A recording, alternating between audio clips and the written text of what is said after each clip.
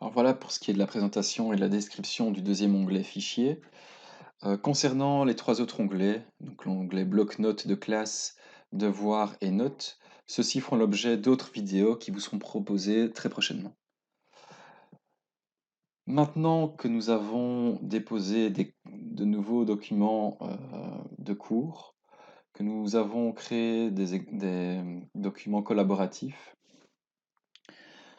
nous allons maintenant pouvoir ajouter des étudiants dans notre classe. Alors pour cela, il suffit d'aller dans l'administration de la classe en cliquant sur les trois petits points qui sont juste à côté du nom de notre classe.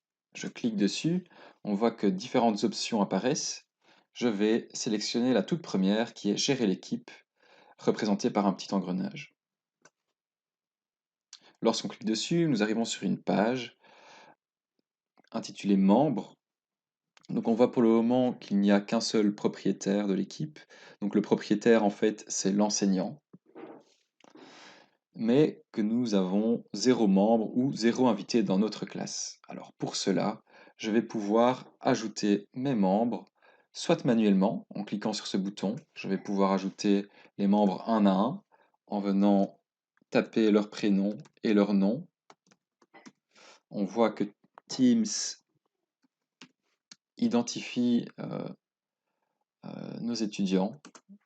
Youp, voilà, je vais ajouter Corinne comme étudiante, manuellement. Donc on voit que on peut ajouter des étudiants, mais également des enseignants, donc des collègues qui pourraient venir collaborer dans notre cours.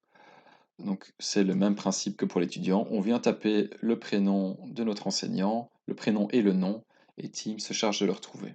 Une fois qu'on a ajouté nos différents étudiants dans la classe, on peut fermer cette page. Et on constate maintenant, en cliquant sur Membres et invités, que nous avons un étudiant présent dans notre classe. Donc ça, c'était pour la technique manuelle. Il y a maintenant une autre technique dont je vous parlais, c'est la technique du code d'inscription. Donc là, il va falloir générer un code à communiquer aux étudiants qui leur permettront de se connecter. Alors pour cela, c'est très simple, il suffit d'aller dans le troisième onglet Paramètres de l'administration du cours,